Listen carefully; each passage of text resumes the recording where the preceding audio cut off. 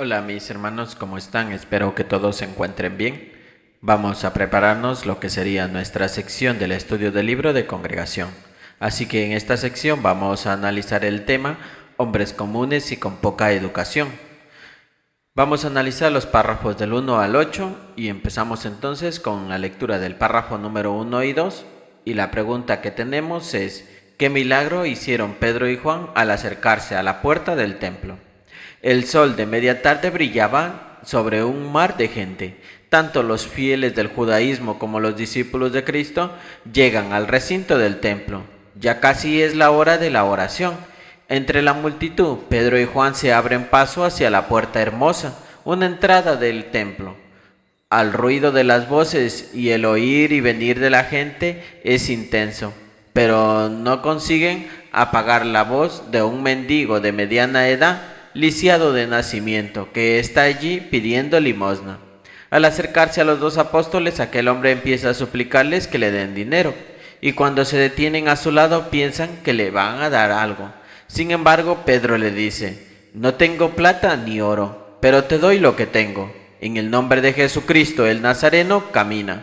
Los presentes se quedan con la boca abierta cuando toman al hombre de la mano y hacen que por primera vez en su vida sea capaz de mantenerse en pie. Se imagina a este hombre mirando asombrado sus piernas ya sanas y dando sus primeros pasos. ¿Cómo no va a saltar de alegría y alabar a Dios con todo su esfuerzo?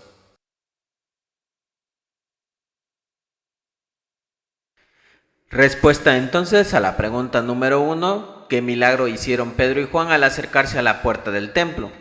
Pedro y Juan realizaron el milagro de sanar a un hombre lisiado de nacimiento mientras se dirigían hacia la puerta hermosa del templo.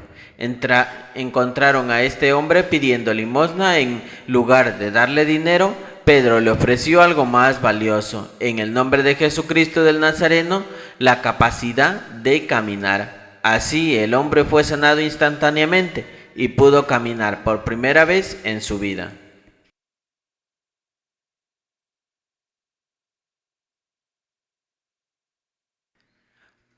Párrafo número 3. ¿Qué valioso regalo les ofreció Pedro al pueblo y al recién sanado? La gente llena de euforia corre hacia Pedro y Juan, quienes ya han llegado al pórtico de Salomón, allí en el mismo lugar donde Jesús estuvo un día enseñando. Pedro explica cómo fue posible aquella curación.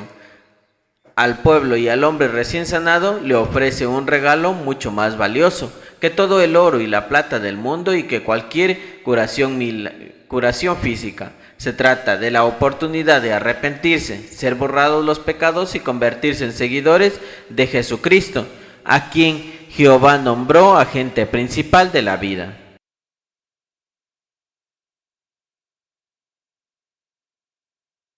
Pregunta entonces número 3, ¿qué valioso regalo les ofreció Pedro al pueblo y al hombre recién sanado?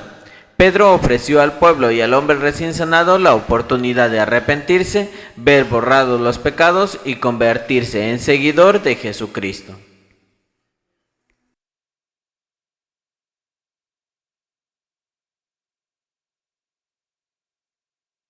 Párrafo 4 pregunta qué provocaría el milagro que hicieron Pedro y Juan, y la parte B que veremos a continuación. En el párrafo 4 dice: qué día tan memorable, una persona lisiada se ha sanado y puede caminar, y miles de personas les dan la oportunidad de curarse espiritualmente y de andar de manera digna de Dios. No obstante, estos sucesos provocarían en las autoridades que las autoridades intenten detener la obra que Jesús les encargó a sus discípulos. En este capítulo examinaremos el testimonio que Pedro y Juan le dieron sobre el reino y veremos qué aprendemos de los métodos y actitudes de estos dos hombres que las autoridades consideraron comunes y con poca educación. También veremos cómo podemos imitar lo que hicieron ellos y los demás discípulos al enfrentarse a la oposición.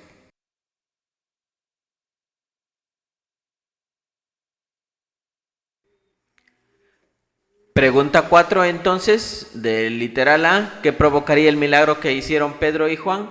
Bueno, todos estos sucesos llevarían a las autoridades a intentar detener la obra que Jesús les encomendó.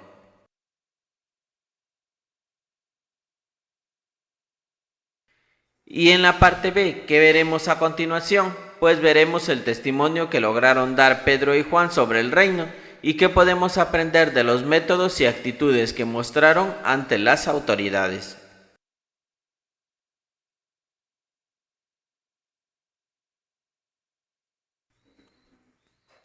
Párrafo número 5 que nos enseña la forma en que Pedro les habló a las multitudes. Los dos apóstoles hablaron ante las multitudes, aunque sabían que allí podían estar algunos de los que pidieron a gritos la ejecución de Jesús. Qué valiente fue Pedro al decirles que aquel hombre se había curado en el nombre de Jesús. Además les explicó de forma clara y sin rodeos que eran cómplices de la muerte de Cristo. Pero no les habló con odio, más bien les dijo: sé que actuaron así por ignorancia. Es más, los llamó hermanos y se centró en darles las buenas noticias del reino. Si se arrepentían y demostraban fe en Cristo, Jehová les concedería tiempo de alivio. Nosotros también somos valientes y directos al al anunciar el futuro juicio de Dios, pero no lo hacemos de forma áspera o dura, como si fuéramos los jueces de la gente. Por el contrario, los tratamos como posibles hermanos y al igual que Pedro nos centramos en las buenas noticias del reino.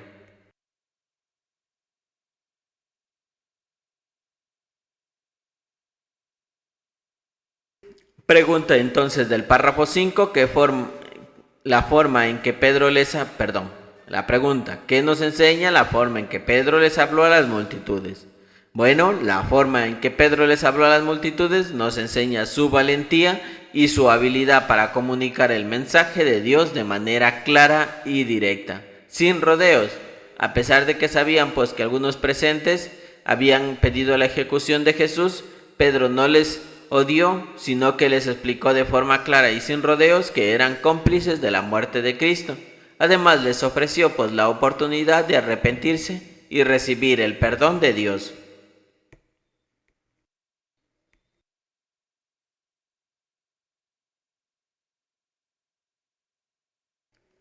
Pregunta número 6.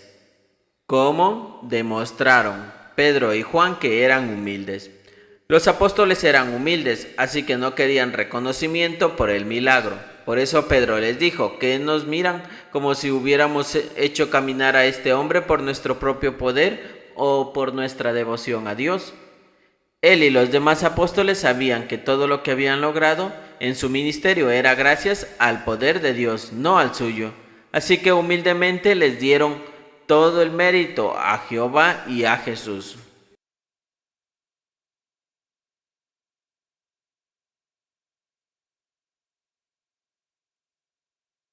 Pregunta entonces del párrafo 6, ¿cómo demostraron Pedro y Juan que eran humildes? Bueno, Pedro y Juan demostraron su humildad al no buscar reconocimiento por el milagro que realizaron. Pedro preguntó que por qué los miraban como si hubieran hecho caminar al hombre por su propio poder o devoción, reconociendo que todo lo que habían logrado en su ministerio era gracias al poder de Dios y no al suyo.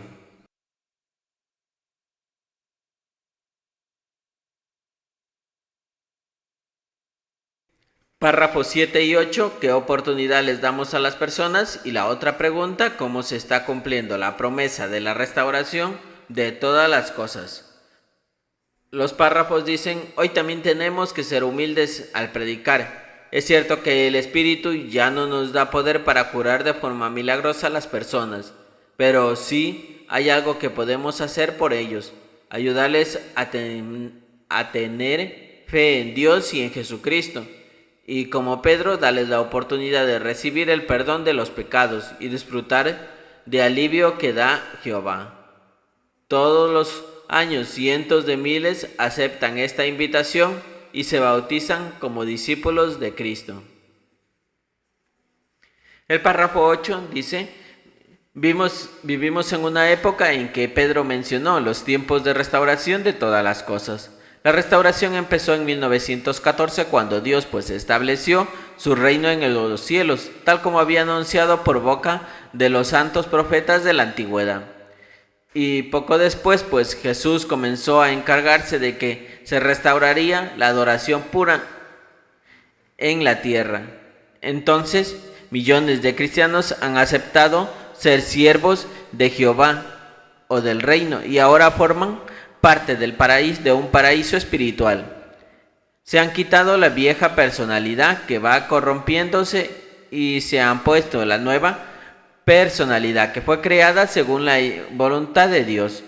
Así como el hombre lisiado se curó gracias al poder de Dios, las personas consiguen cambiar gracias a la ayuda del Espíritu Santo, no a los esfuerzos de un ser humano. Nuestro papel, como el del Padre, es usar la palabra de Dios con la habilidad y valentía. Todo lo que logramos en la obra de hacer discípulos será gracias al poder de Jehová y no al nuestro. Preguntas 7 y 8. ¿Qué oportunidad les damos a las personas? Tenemos la oportunidad de darle a las personas la oportunidad de recibir el perdón de los pecados y de tener fe en Dios y en Jesucristo. Pues a través de la predicación se ofrece la oportunidad de arrepentirse y recibir el perdón de Dios, así como la oportunidad de formar parte del reino de Dios.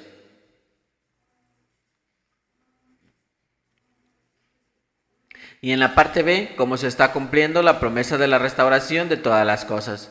La promesa de restauración de todas las cosas se está cumpliendo en la actualidad a través del establecimiento del reino de Dios en los cielos en 1914, tal como se había pronunciado por los profetas. Entonces,